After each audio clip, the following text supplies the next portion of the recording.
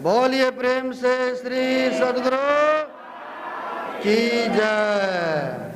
अखंड मंडलाकारणम व्याप्तं येन चराचरम् तत्पदं दर्शितं येन तस्मै श्री गुरवे नमः। परम गुरवे नमः। परापर गुरवे नमः।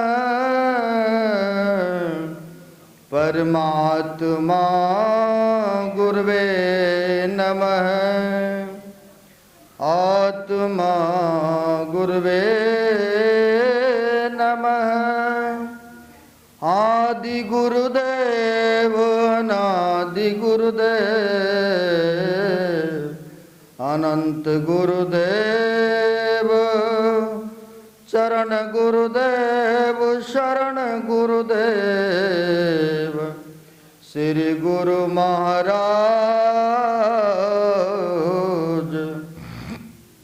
चरणारविंदो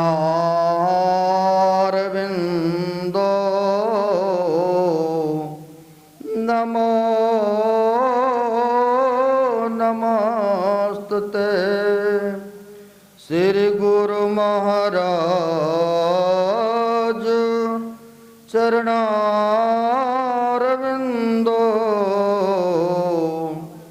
नमो नमस्तुते।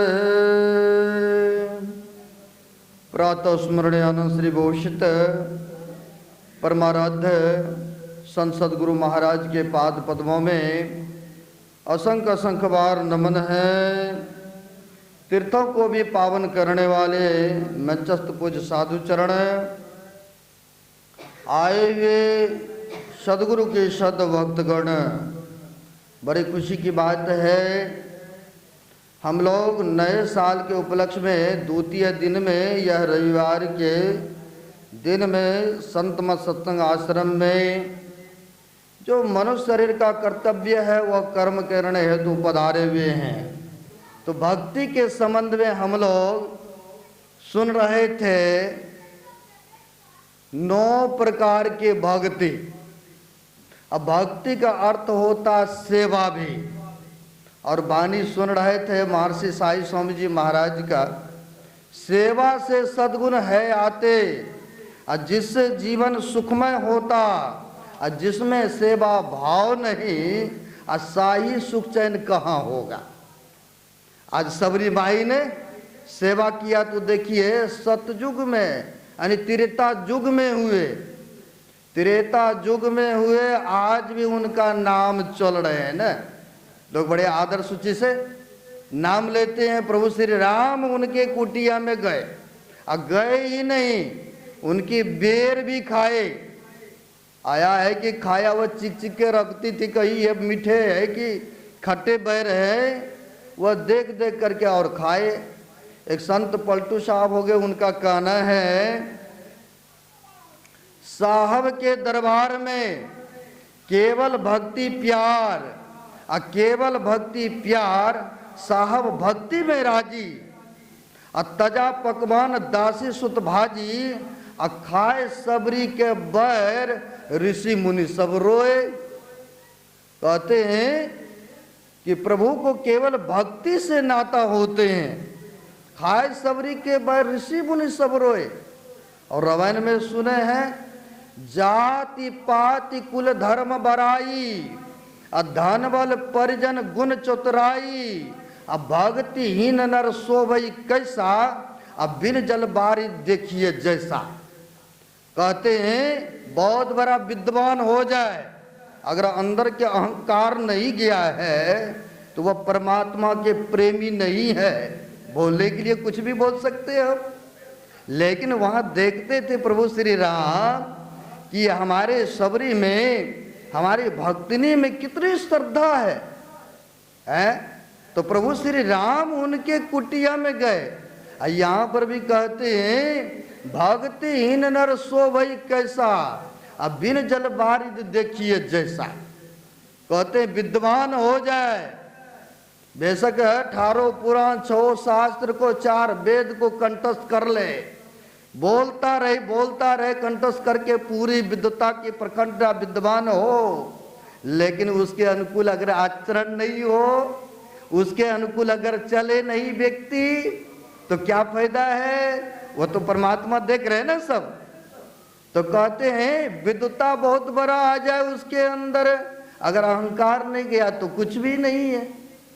तो कहते धन में भी परिपक्वता हो, बहुत बड़ा धनमान सेठ साहूकार बन गए, अगर संत महापुरुषों के चरणों में उनकी सच्चे दिल मन से प्रीति नहीं है, तो परमात्मा को वो भी धनमान व्यक्ति प्यारे नहीं है।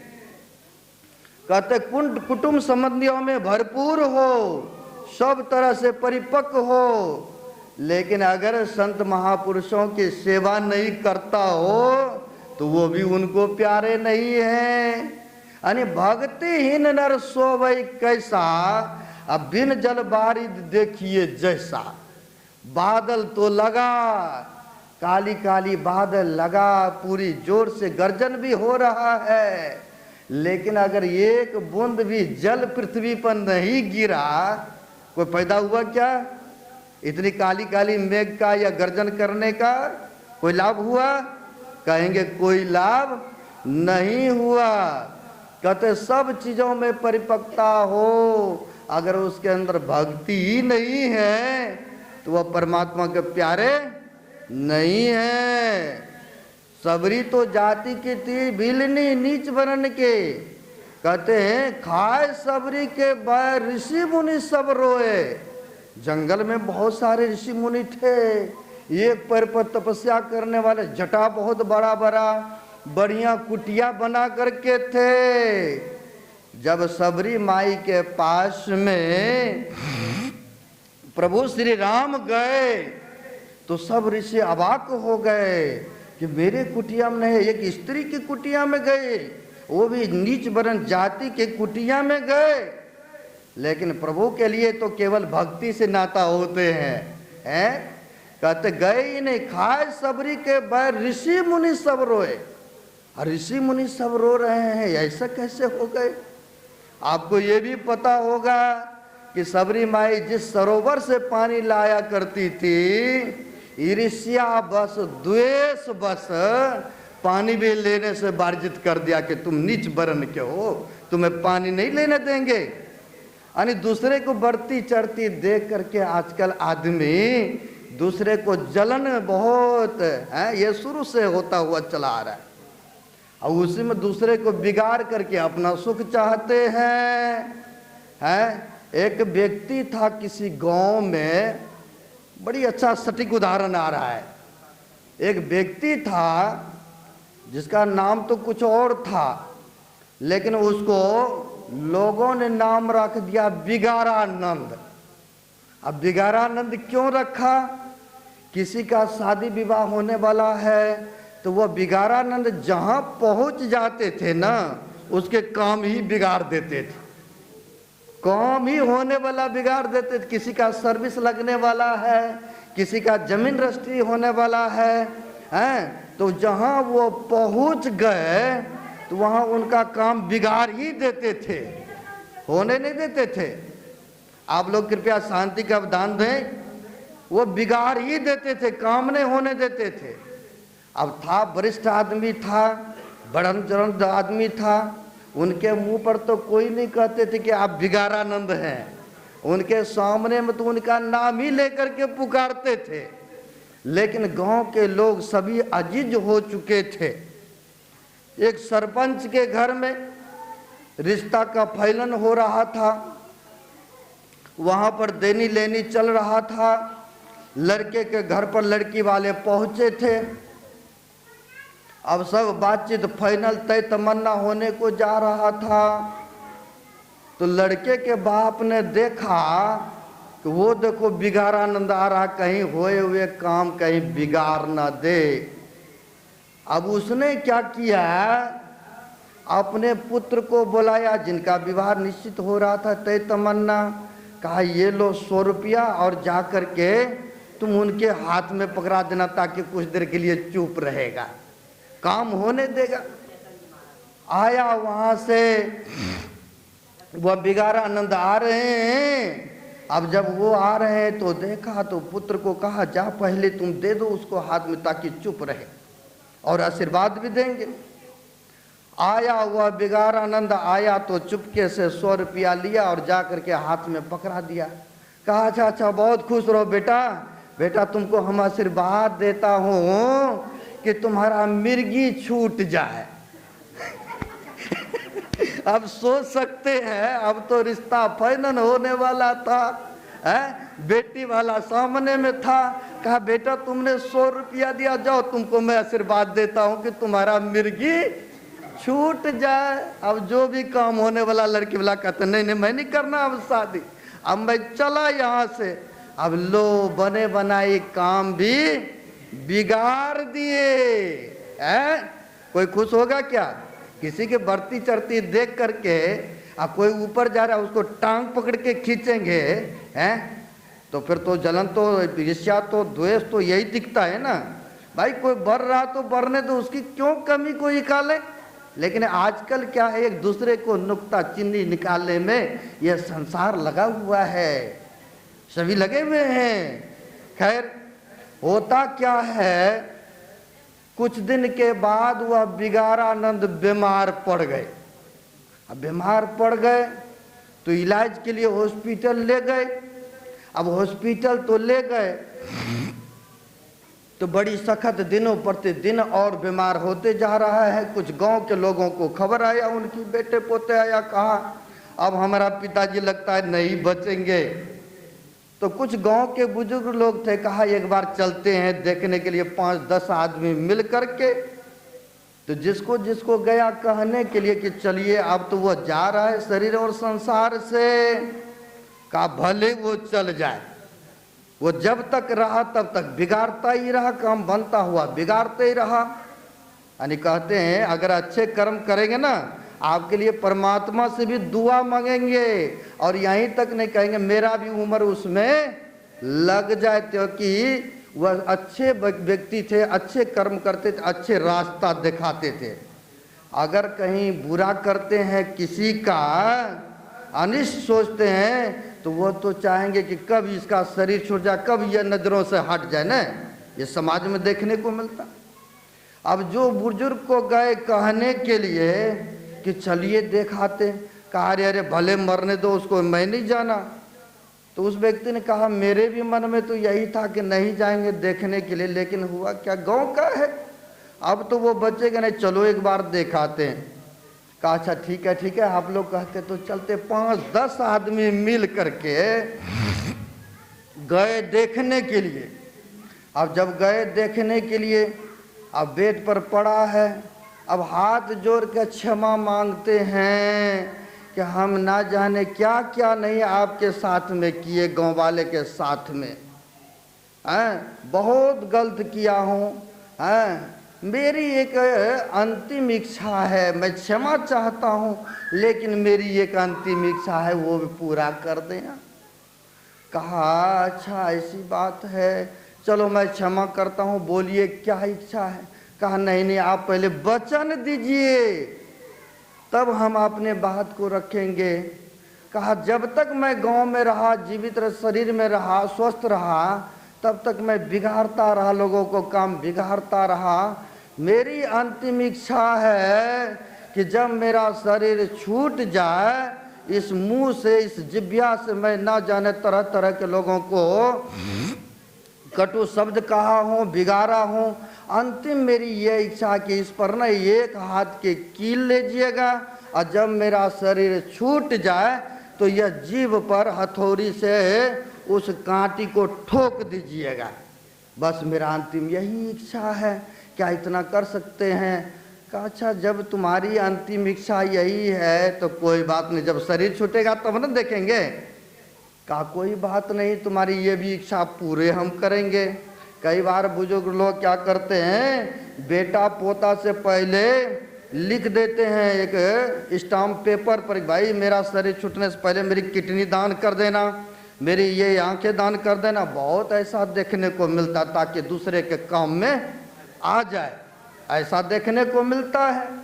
लो जी, कहा मेरा बस अंतिम यही इच्छा की कि मैंने मुंह से ना जाने लोगों को तरह तरह बात बोली, कहा हूँ ना जाने कितने का मैंने बात बिगाड़ दिया। मेरी यही अंतिम इच्छा कि 1 फुट का लिया ना उस जिब्या को इस तरह से कील ठोक देना, बस यही। कहा अच्छा कोई बात नहीं, ये भी इच्छा तुम्हारा हम अंतिम पूरा कर देंगे। अब 1 सप्ताह के बाद उनका बिगारानंद का शरीर छूटा।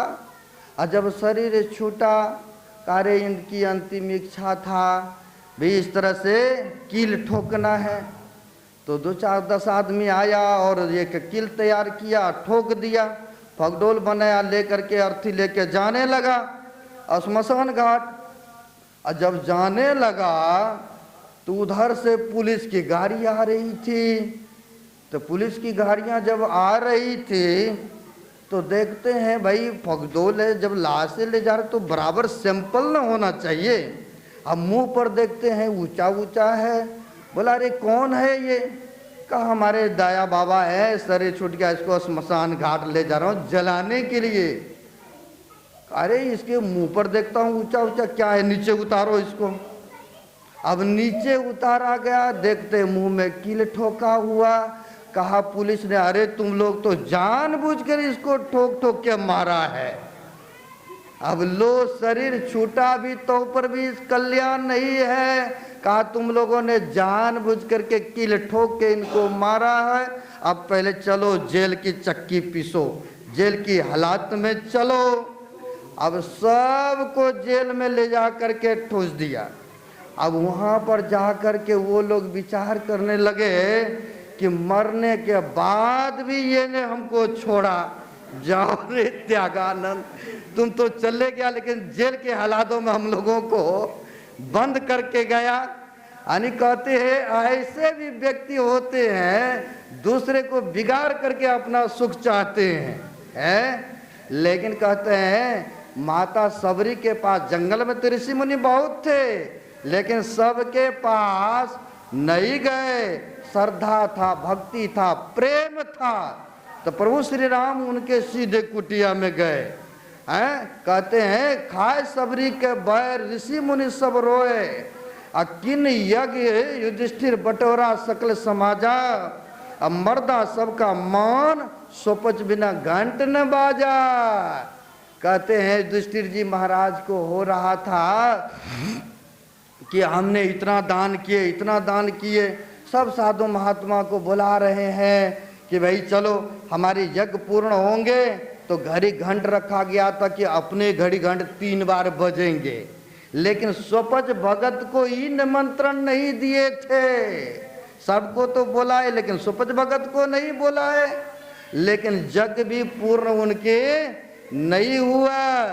जब भगवान कृष्ण के आदेशानुसार युधिष्ठिर जी महाराज गए, लाए आदर से, और जैसे भोजन किया वैसे घड़ी घंट भी बज गए।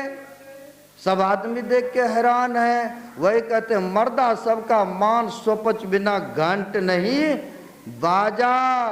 पलटू ऊंची जात का मत कर कोई अहंकार। और साहब के दरबार में केवल भक्ति प्यार।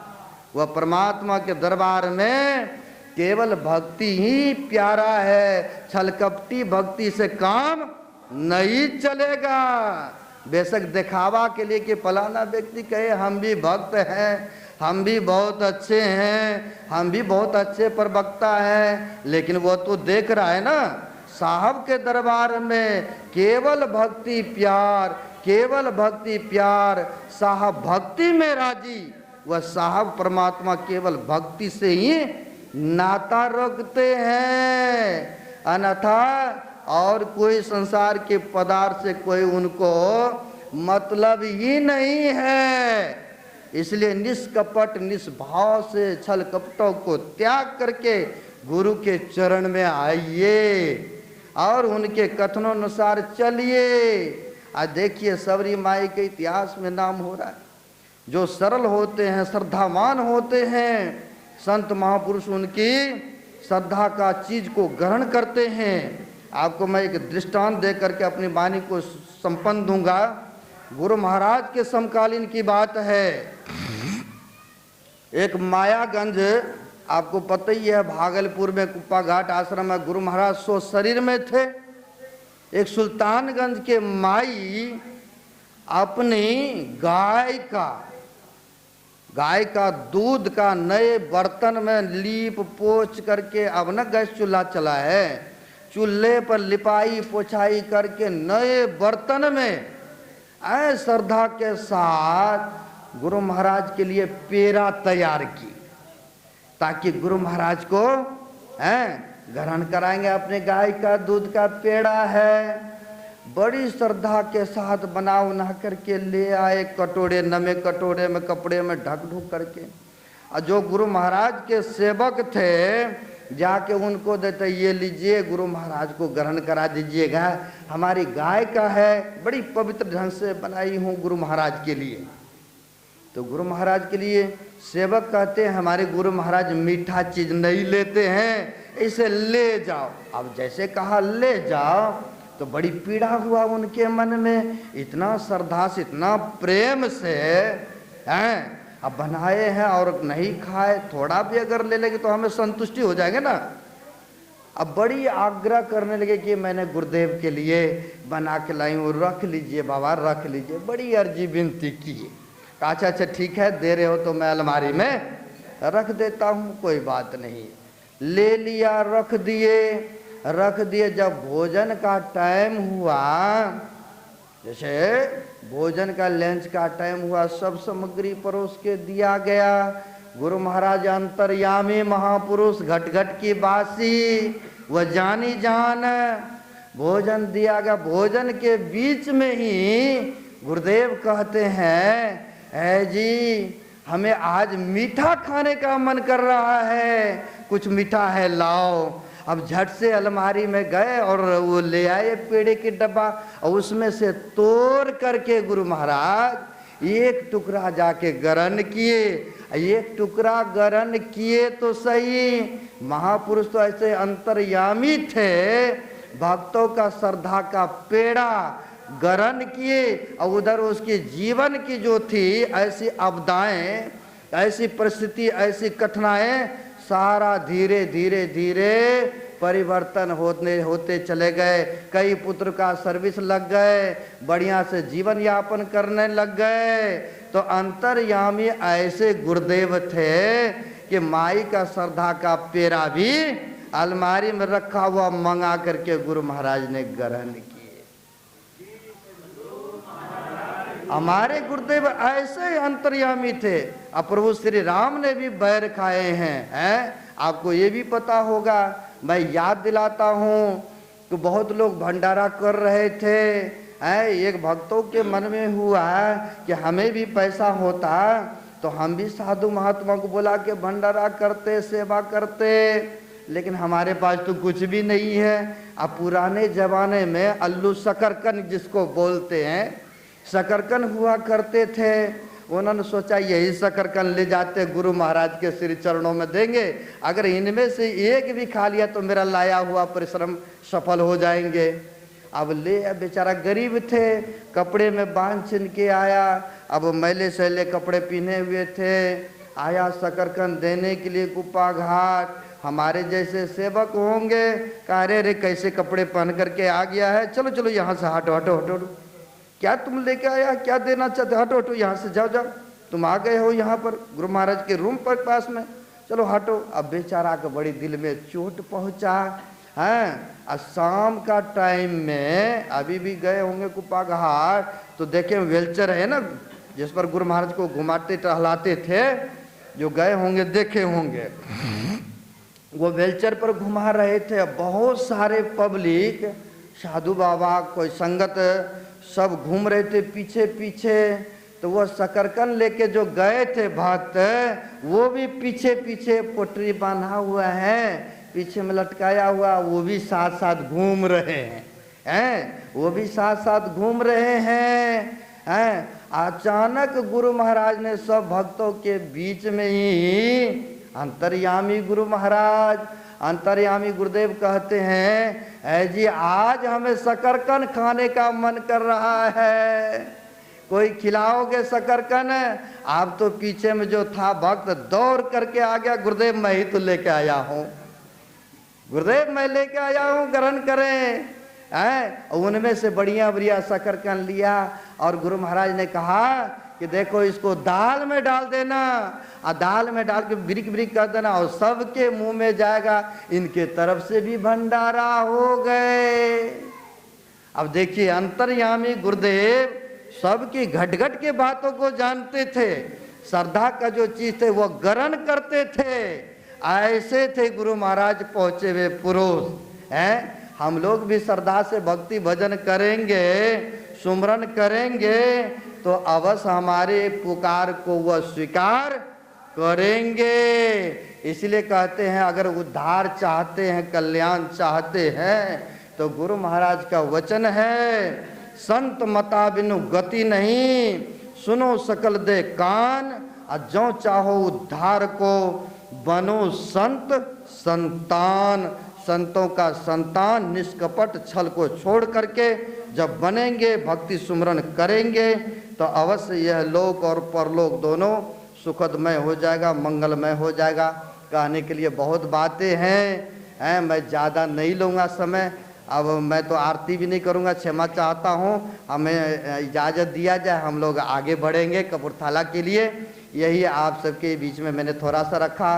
ये नव वर्ष के द्वितीय दिन में गुरु महाराज से प्रार्थना करता हूँ कि आप सबों का जीवन सुखद हो, मंगलमय हो, यह लोक और परलोक दोनों सुखद हो, यही शुभकामना करते हुए अपने वाणी को यहीं पर विराम देता हूँ। बोलिए प्रेम से श्री सद्गुरु महाराज की।